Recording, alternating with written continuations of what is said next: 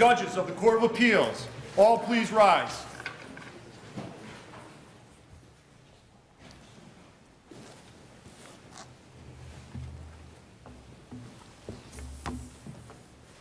The swearing-in ceremony will now begin. All please be seated.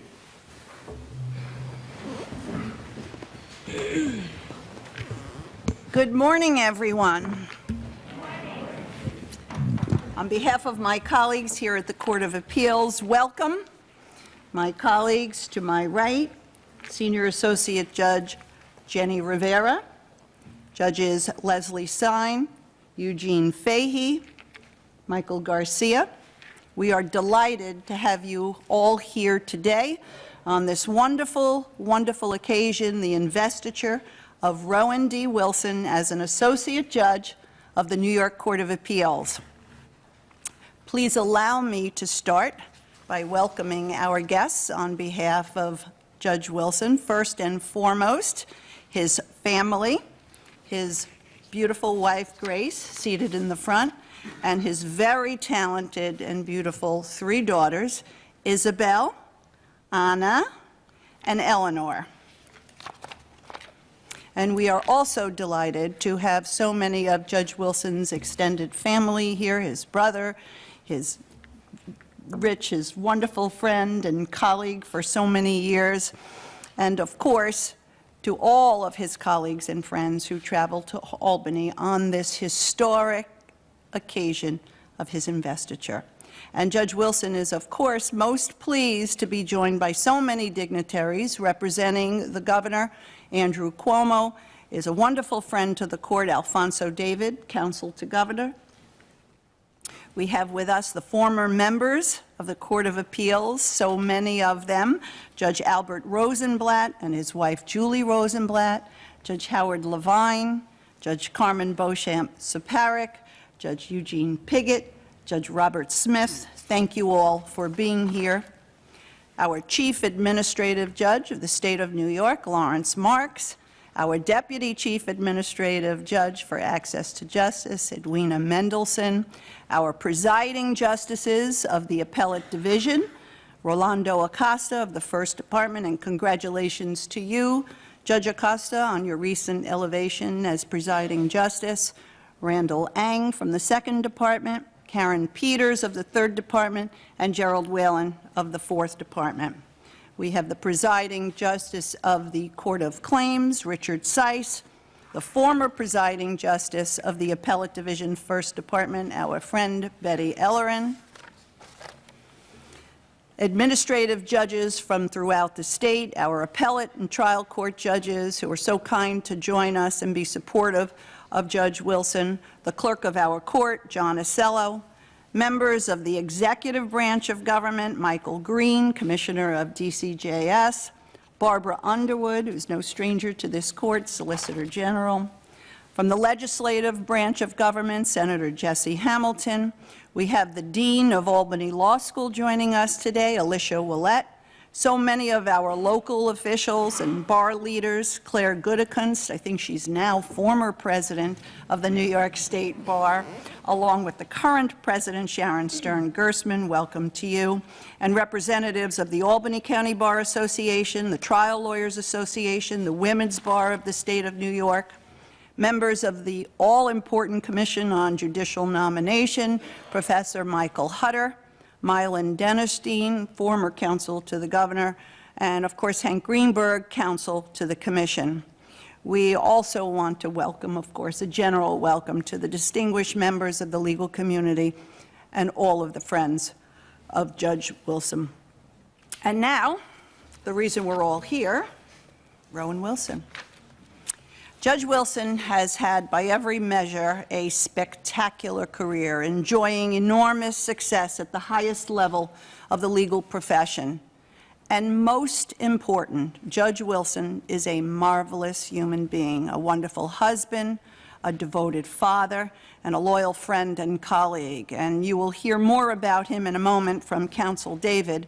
But from our perspective here on the court, as recent FORs, friends of Rowan, we have come to observe and appreciate Judge Wilson's intellect, his experience, competence, his sense of fairness, his enormous work ethic and capacity for work, his respect for the rule of law, and his deep and abiding commitment to public service. Anyone who has spent any time working with this serious, soft-spoken man knows that he is truly superbly qualified to serve on this court and to excel on this court. On behalf of my colleagues here on the court, we could not be happier to have Judge Wilson as our newest colleague, and we are truly grateful to Governor Cuomo for making yet another spectacular appointment to this court. Now, ladies and gentlemen, it is my pleasure and privilege to introduce to you a friend of the court, as I said, Counsel Alfonso David, who will speak on behalf of the governor in support of Judge Wilson. Counsel? Thank you, Chief Judge DeFiore. To the members of the court, members of the legislature, esteemed guests, and the assembled family members that are here today, it is my honor to join you for the investiture of the Honorable Rowan Wilson. I'm privileged to represent our governor here today, the Honorable Andrew M. Cuomo, who has once again, as you heard, made an outstanding choice in selecting Rowan Wilson as Associate Judge to the New York State Court of Appeals. In this historic hall, Judge Wilson deservedly joins this venerable institution, an institution steeped in history and accomplishment, and one that is intertwined with the principles and the practices of our country. Indeed, argument is the foundation of our democracy. The subsequent compromises and resolutions are the building blocks of our nation. Such arguments are waged in a million places: in bedrooms and living rooms and locker rooms, in classrooms and bar rooms and boardrooms, in churches, in banks, in legislative houses and courts. We wage the arguments from which our opinions and our controversies and our laws emerge. Since 1847, there has been no room in this nation where the discussion has not been more learned, more erudite, more incisive than the august chambers of the New York State Court of Appeals. At the apex is one of this state's three branches of government. The court does what all courts do. It applies the law and it provides a just resolution to the cases that appear before the court. But often in the Court of Appeals, those resolutions affect more than the litigants that are involved in those cases. They touch the lives of all New Yorkers. They set a nationwide, in many cases, nationwide legal precedents. In this room, the judges of our Court of Appeals have made history. For 170 years, under the guidance of an exemplary group of judges, chief judges, among them Benjamin Cardozo, Frederick Crane, Stanley Flood, Charles Bridle, Judith Kay, Jonathan Lipman, and now Janet DeFiore. They have brought considerable intellects and skills to an essential task: apply the foundational principles of law to our everyday lives and ensure justice for everyone. All of us now, and all of us who come after us, stand on the shoulders of giants. And I would argue that the best way to honor their legacies is to ensure that our highest court remains in talented and sincere hands, that it continues to pursue justice in its truest form. We continue the noble and storied tradition of this court with the appointment of Judge Rowan Wilson. Judge Wilson has had an extraordinary career by any objective standard. For more than 30 years, he has balanced a distinguished record as a commercial litigator for one of the nation's preeminent law firms, Cravath, Swain, and Moore, with work that has improved the welfare for many that are in need. In 1992, only 5 years after joining his law firm, 5 years, he was named partner, the youngest partner in its history, and his first African-American partner, an extraordinary accomplishment for any lawyer. He litigated cases across the country and across the globe, representing large companies in complex trials, including cases involving antitrust, intellectual property, contract, securities fraud, entertainment and media, and civil rights and employment matters. And while he managed those large cases, he never forgot the importance of giving back. As chair of Cravath's pro bono department, he helped bring the firm's world-class legal talent to underrepresented issues and to clients who previously would have been unable to afford such quality legal counsel. As the chair of the Board of Trustees of the Neighborhood Defender Service of Harlem, he helped keep legal representation, and thus the due process of law, accessible to most in need for such services.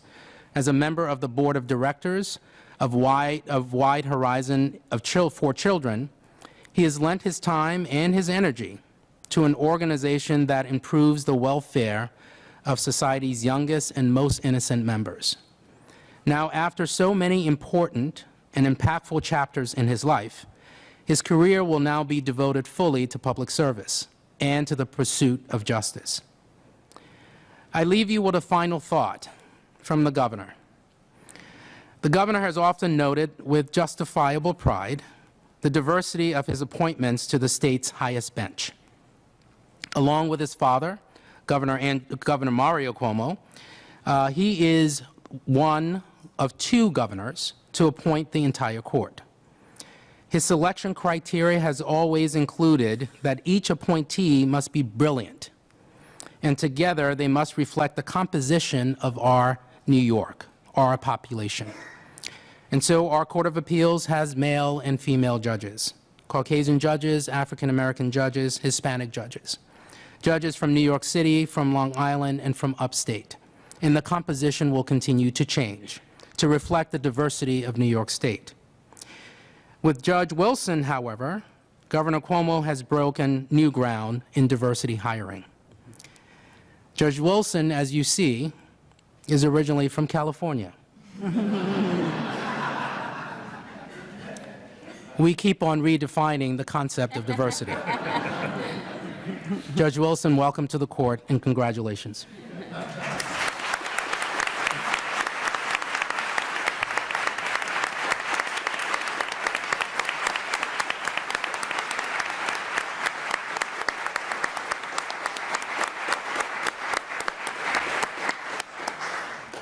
Thank you, counsel. And I'll now call upon Judge Wilson to come to the center of the bench, where I will administer the oath of office and ask his wife, Grace, to please come forward and hold the Bible. Let's move this out of the way.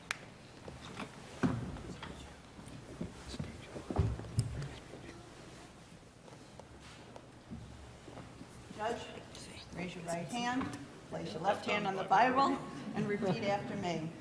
I, Rowan D. Wilson, I, Rowan D. Wilson, do solemnly swear do solemnly swear to uphold the Constitution of the United States, to uphold the Constitution of the United States, the Constitution of the State of New the York, Constitution of the State of New York, and to faithfully discharge my duty and to faithfully discharge my duty as an associate judge in the New York State Court of Appeals as an associate judge in the New York State Court of Appeals to the best of my ability, to the best of my ability, so help me God. so help me God. Congratulations, sir.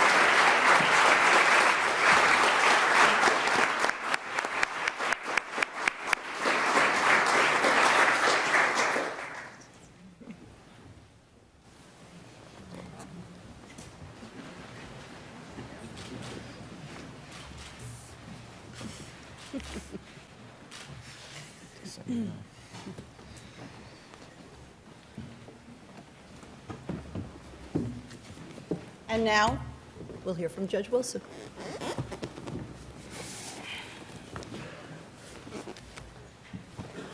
Well, this is awfully embarrassing. Thank you all for coming. My anticipation of this ceremony brought to mind Lewis Carroll, not merely because the past 4 months have been something of a wonderland, but because my investiture, which is derived from the Latin word for robes, comes 4 months in several dozen cases and hundreds of motions after I first put on a robe. I thought of the White Queen's observation that the king's messenger is in prison now being punished, and the trial doesn't even begin till next Wednesday, and of course the crime comes last of all. The Queen did explain to Alice that the one great advantage of living backwards is that one's memory works both ways. I think it would be immensely useful to be able to remember things that haven't happened yet. I find the idea particularly comforting now for the following reason. So many people, from Governor Cuomo and Alfonso David to the State Senate, the Commission on Judicial Nomination, my colleagues on the court, members of the bar, friends, neighbors, and my family, expect me to serve the people of New York well. It would be immensely reassuring to be able to remember the future than to have to wait for the future to become the past. Of course, that might take the fun out of the ride. Speaking of large numbers of people, I'm tremendously moved to see all of you here, including friends old and new from near and far. Thank you again for coming. This is, for me, an extremely rare and exciting event, but for a reason you would never guess at. Grace and I have 3 daughters, Isabel, who's 18, Anna, who's 12, and Eleanor, who's 6. They're all here. They don't have any electronic gadgets with them. They don't have any other diversions with them, and they have to listen to me talk for as long as I want, and they can't get away. So, despite the large number of you that are here, I hope you will all forgive me, because I'm going to spend my time here talking to them. And Eleanor, because you figured out how to use YouTube to watch people unwrap Kinder eggs, I want you to know this is going to be on the court's YouTube site, so you can watch me later if you want, if you miss any part of this. So, girls, first, this is a really fancy courtroom, filled with lots of people. You know only a few of them. Every one of them has inconvenienced herself or himself to come here today. It's very important that you don't get the wrong impression from all these people being here. They are not here because I am an important person. I am not an important person. I have an important job. Those things are very different. Whoever you are, whatever you do, if you think of your job as important, you'll do it well. If you think of yourself as important, you will not do your job to the best of your abilities. There was a soda commercial from about 15 years ago which said, "Thirst is everything, image is nothing, obey your thirst." So basically, I've tried to live by the words of a soda commercial. Inspiration comes from odd places. Second, what's so great about this job anyway? All right, well, the guy in the red robes there in the portrait, that's John Jay. He was the first chief judge of the highest court of the state of New York. He was instrumental in getting the United States Constitution adopted. He was the first Chief Justice of the United States, of the United States Supreme Court. He was the governor of New York for 6 years, and he was the chief negotiator of the treaty that bears his name that allowed the United States to survive when it was just hatched. The man in the portrait on the far wall there, not at the very end, but the next, is Judge Benjamin Cardozo of this court, and also later of the United States Supreme Court, the chief judge of this court for several years. He was widely thought of as the greatest common law judge in this country's history. When the United States Supreme Court was making it harder for Congress and the President to pass laws to protect individuals, the New York Court of Appeals, led by Judge Cardozo, was doing the opposite, by chipping away at antiquated rules that we inherited from England. Other state courts and even the U.S. Supreme Court eventually followed the lead of the Cardozo Court. New York had a constitution and laws before the United States existed, and the job of this court, the legislature, and the governor is to improve the lives of New Yorkers, which is especially important whenever the federal government isn't doing such a great job. But what's wonderful about this job is not what happened in the past, what the White Queen referred to as backwards memory. It's the forwards memory that will make a difference. In the words of a much more recent author, history is happening in New York. Third, you girls have wondered out loud why I would leave a great job with great people and great work for a different job. Good question. After 4 months on the court, I can tell you that I still have a great job with great people and great work. You probably remember that when you were all here in February, the Chief Judge sat through my Senate confirmation hearings with you and then sat with us in the Senate gallery. Since then, each time she calls me, whatever she's calling about, she always ends the call asking, am I doing okay? Me. She's asking me if I'm okay and if there's anything she can do to help me. Judge Rivera is my go-to person for information, inside information about just about anything. Judge Stein very carefully edits my writing and offers helpful suggestions in the most polite and tactful way imaginable, which is hard for Isabel to imagine because she thinks of me as a great writer, but there is always plenty of room for improvement. Judge Fahey quickly realized that I'd become a non-functional and pretty miserable person without espresso, and he's become my caffeine pusher. Judge Garcia brings a huge dose of humor to our meetings, which is essential to our cohesion, and he went to what I think is sort of an extreme of planning a fake news story that he was on the short list for FBI director.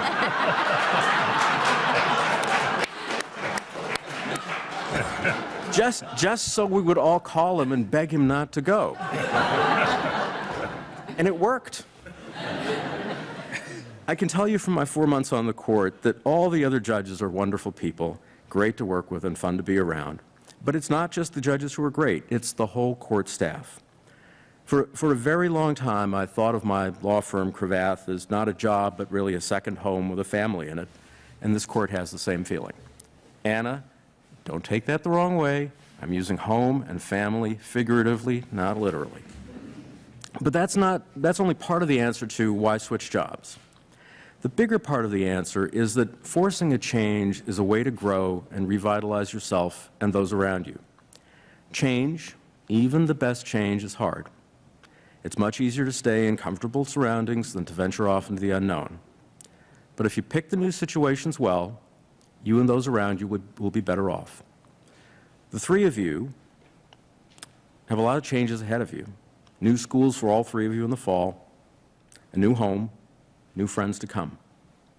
What I hope you can see from looking around at all the people in this courtroom is that change doesn't mean losing people who are important to you.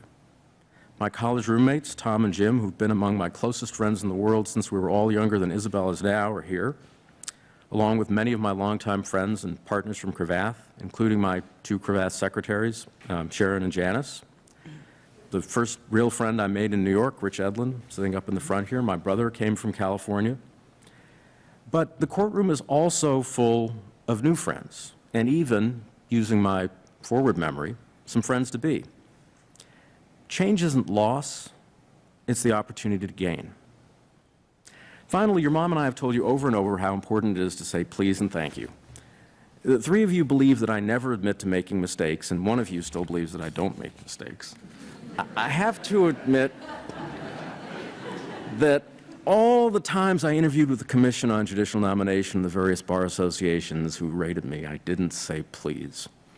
When I met with Alfonso, I didn't say please. When I met with Governor Cuomo, I forgot to say please. So here's another important rule. If you forget to say please, you better say a super big thank you. So to the members of the Commission on Judicial Nomination who are hard at work right now, and the members of the Bar Association screening committees who are about to be hard at work, both of whom had to endure interviewing me over and over again, I deeply appreciate the time you took out of your busy lives to perform an important public service, and for your votes of confidence. To Mylan Dennerstein, the governor's former counsel, who interviewed me on behalf of the governor the first time my name was up, and who asked in the course of that interview whether I would apply a second time if I wasn't selected then, thank you for that hint. And for the encouragement. To the New York State senators who met with me, questioned me, and spoke about me on the Senate floor, I both thank you and applaud you for demonstrating how the process of advice and consent to nominations should be handled, not just in my case, but in general. To Alfonso, thanks for being the only tough interviewer out of everyone who questioned me. for your overly effusive words today and for being a friend. And my thanks profuse and unending to Governor Cuomo for using the hour or so he spent interviewing me, giving me a personal tour of the art of the Capitol, about which he was incredibly knowledgeable, for telling me stories about governors past, and for giving me the chance of a lifetime to serve the people of New York. No, I haven't forgotten. There is one person in the world who is responsible for everything that matters to me, and who herself is what matters to me most, Grace. We first met on May 29th, 30 years ago, and our 25th anniversary was a week ago today. Every moment has been a wonderland to me. I didn't have to say please when I first mentioned this job to her, and even the super biggest thank you wouldn't be right. Grace, I love you. One last thing, Isabel, Anna, and Eleanor. When your parents say it's time to eat, we mean it. And now, it's time to eat.